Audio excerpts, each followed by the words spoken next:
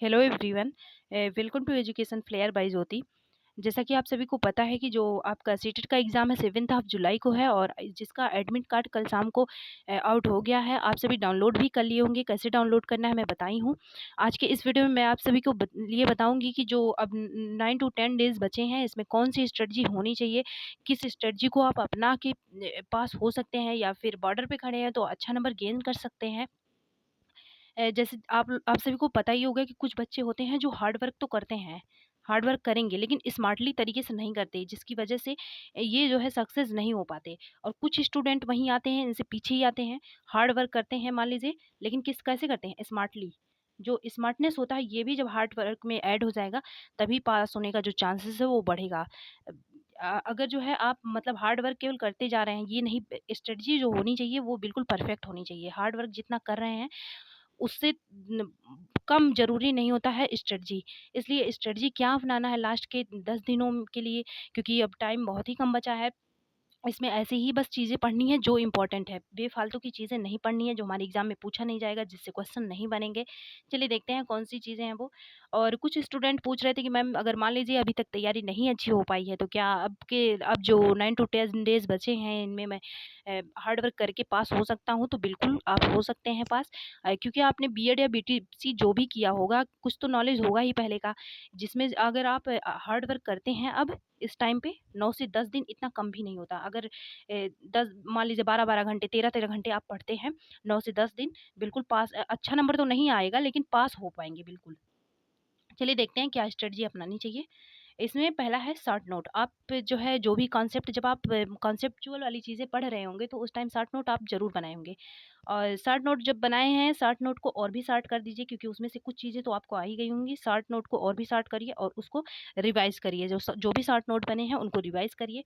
और एक बात और मैं आप सभी को बता दूँ कि जो एग्ज़ाम का फर्स्ट एग्ज़ाम के पहले वाला 1 दिन होता है, इस दिन के लिए 2 से 3 पेज में या 4 से 5 पेज में, 4 टू 5 पेज में आपको कोई ना कोई जो इम्पोर्टेंट चीज़ें होंगी उनका नोट्स ज़रूर बनाना है, जिससे हमारा माइंड उससे जुड़ा रहता है। ये नहीं कि 1 दिन पहले हम पढ़ाई बंद कर दिए। 4 से 5 पेज में बनाना है, ऐसी चीज़ें इसमें मेंशन करनी है जो बहुत ज़रूरी हैं, जिनको आपको अभी आप जब पढ़ रहे हैं तो लगे कि नहीं, इस चीज़ को मुझे एग्ज़ाम के 1 दिन पहले देख के जाना ही जाना है।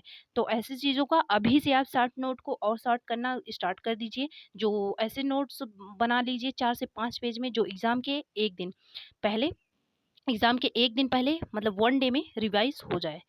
ऐसे शॉर्ट नोट बना लीजिए जिसमें हर सब्जेक्ट हो। अगर आप पेपर 1 दे रहे हैं तो जो आता है पाँचों सब्जेक्ट, सीडीपी है, एनवायरनमेंट है, मैथ है, इंग्लिश है, संस्कृत है, जो भी आप लिए हैं ऑप्शनल सब्जेक्ट में, सबके जो है थोड़ा थोड़ा बहुत आप ऐसे, जैसे मान लीजिए सीडीपी वाला है, ऐसे सीडीपी हेडिंग डालें और इसके जो भी नोट्स हैं 1 आध पेज में उसको बना लिए। फिर एनवायरनमेंट वाले 1 पेज में इसको 1 से 2-3 पेज में मान लीजिए बना लीजिए, क्योंकि आपकी जो एबिलिटी होगी आप 1 दिन में कितना रिवाइज़ कर पाएँगे उस हिसाब से आप बना लीजिएगा। फिर इसके बाद है, क्योंकि अगर 1 दिन पहले, 2 दिन पहले, 3 दिन पहले आप नोट्स बनाने लग जाएँगे 1 दिन पहले पढ़ने वाला, तो इससे टाइम वेस्ट होगा। अभी से शुरू कर दीजिए। अब previous year question paper practice set के तौर पे पहले प्रैक्टिस सेट नहीं करना है। प्रैक्टिस सेट के तौर पे क्या करना है? पीवाईक्यू लगाना है, क्योंकि प्रीवियस ईयर क्वेश्चन पेपर बहुत हैं। 2022 में कितने कितने दिन पेपर चला था जब ऑनलाइन मोड हुआ था, तो प्रीवियस ईयर क्वेश्चन पेपर आपके पास बहुत ज़्यादा हैं अवेलेबल, उन्हीं से आप तैयारी करिए। अगर आपका पेपर 1 है, मान लीजिए सीडीपी है, इसका प्रीवियस ईयर का क्वेश्चन पेपर आप कर चुके हैं, तो पेपर 2 पे चले जाइए। पेपर 2 का जो सीडीपी वाला पार्ट है, इसका जो है प्रीवियस ईयर कर लीजिए। फिर है एनसीईआरटी। अगर आपको कोई बुक पढ़नी है या फिर एनसीईआरटी तो आप पहले से ही पढ़े होंगे या फिर नहीं भी पढ़े हैं मान लीजिए, तो एनसीईआरटी कोई बुक है मान लीजिए, उसके लास्ट में जो क्वेश्चंस दिए रहते हैं वन लाइनर फॉर्म में, उसको आप कर सकते हैं। और अगर और भी आपको जो है चीज़ें तैयार करनी है, मान लीजिए एनसीईआरटी के लिए टाइम नहीं मिल रहा है, तब क्या करेंगे? छोड़ ही दीजिएगा।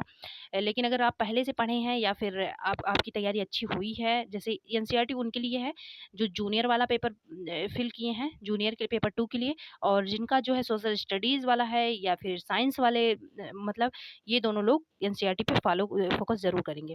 फिर है टेस्ट। टेस्ट आपको देते रहना है वीक में क्या, अब तो कितना टाइम बचा ही है, टेस्ट आपको हर दूसरे दिन देना है। टेस्ट देना बहुत ज़रूरी है। टेस्ट कैसे? मान लीजिए ऑनलाइन टेस्ट नहीं आप दे पा रहे हैं, कोई बात नहीं, आप प्रीवियस ईयर उठाइए और अपना टाइम देख लीजिए। 2 आवर 30 मिनट्स का, यही इतना एग्जामिनेशन हॉल में भी टाइम रहता है। प्रीवियस ईयर उठाए बिना कुछ देखे, बिना उठे 2.5 घंटे तक आप जो है टेस्ट एक ज़रूर दीजिए। इसके बाद एनालिसिस करिए कि कहाँ पे गलतियाँ हो रही हैं, क्या मैं गलती कर रहा हूँ, टाइम मैनेजमेंट हो पा रहा है या नहीं हो पा रहा है, जो पैसेज है उसको मैं अच्छे से कर पा रहा हूँ या नहीं कर पा रहा हूँ। मैथ के जो कैलकुलेशन है उनमें तो कहीं नहीं दिक्कतें आ रही हैं।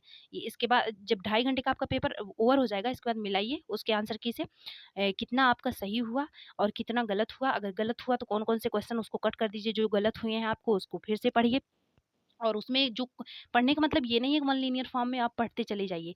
आप पढ़ने का मतलब मान लीजिए कोई क्वेश्चन है, क्वेश्चन नंबर फर्स्ट है, आपका गलत हुआ है, तो इसमें जो चारों ऑप्शंस हैं और उस क्वेश्चन में जो कॉन्सेप्ट लगा है, कॉन्सेप्ट जब तक नहीं क्लियर होगा, क्वेश्चन करना उतना आसान नहीं होगा। जब जो कॉन्सेप्ट लगा है, उस कॉन्सेप्ट को ही समझ लीजिए, ताकि उस कॉन्सेप्ट से जब भी, क्योंकि same to same same question तो आएँगे नहीं। मान लीजिए कहीं इत्तेफाक से आ जाता है, लेकिन वो कॉन्सेप्ट जो होता है ना, उससे क्वेश्चन बनते हैं। सेम टू सेम क्वेश्चन नहीं बनते, लेकिन उस क्वेश्चन में जो कॉन्सेप्ट लगा है, उससे क्वेश्चन बनते हैं। तो कॉन्सेप्ट को समझ लीजिए वहीं पे। ऐसे ही आपको तैयारी करनी है लास्ट के डेज़ में, पीवाईक्यू फॉलो करना है, टेस्ट देते रहना है। एनसीईआरटी अगर पढ़े हैं तो उसके प्रीवियस ईयर के उस प्रीवियस ईयर नहीं, जो लास्ट में वन लाइनर वाले क्वेश्चंस होते हैं उसको कर लीजिए। अगर और लास्ट में एग्ज़ाम के 1 दिन पहले आप पढ़ने के लिए 3 से 4 5 पेज में नोट्स ज़रूर बनाइए। उसको अभी से बनाना स्टार्ट कर दीजिए, नहीं तो बहुत टाइम लग जाएगा।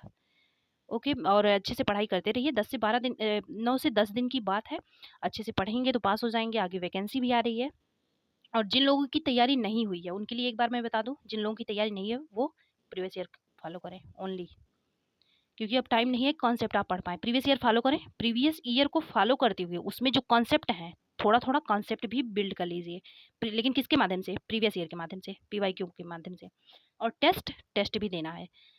बस आपको 2 ही चीज़ें करनी है, और एक चीज़ और है, टैग वर्ड। ये तो सबको करना है, लेकिन जिन लोगों की तैयारी अच्छी नहीं हुई है, उनके लिए टैग वर्ड सबसे ज़्यादा ज़रूरी है। इन चीज़ों को आप फॉलो करके जिनकी तैयारी नहीं भी हुई है, वो भी पास हो सकते हैं। टैग वर्ड्स है, और कोस पीवाईक्यू के माध्यम से जो कॉन्सेप्ट उसमें लगे हैं, उसको आप मतलब देखिए। मैं भी जब प्रीवियस ईयर के क्वेश्चन पेपर करवाती हूँ, तो उस टाइम पे जो भी उसमें कॉन्सेप्ट यूज़ हुआ है, उस कॉन्सेप्ट के बारे में मैं पूरा बता देती हूँ, ताकि प्रीवियस ईयर के जो क्वेश्चन पेपर हैं सेम टू सेम तो आएँगे नहीं, उस कॉन्सेप्ट से ही क्वेश्चन बनेगा। तो वो कॉन्सेप्ट अगर आपको पता रहेगा, तो उससे जो दूसरे क्वेश्चन बनेंगे वो आ जाएँगे। और मैं देख रही थी प्रीवियस ईयर करवाते टाइम, एनवायरनमेंट वगैरह में बहुत से क्वेश्चन रिपीट हुए हैं, और मैथ है उसका पैटर्न एकदम सेम टू सेम रिपीट होता है। ओके, आप सभी भी ये जो मैं बताई हूँ स्ट्रेटजी, ये फॉलो करके पास हो सकते हैं। और कॉन्फिडेंस में बिल्कुल रहिए आप, अच्छे से पढ़ाई करते रहिए। अभी भी लेट नहीं हुआ है, आप सब तैयारी कर सकते हैं। अगर हमारे चैनल पे आप फर्स्ट टाइम विजिट किए हैं तो सब्सक्राइब कर लीजिएगा, ऐसे कंटेंट आपको मिलते रहेंगे। Thanks for watching.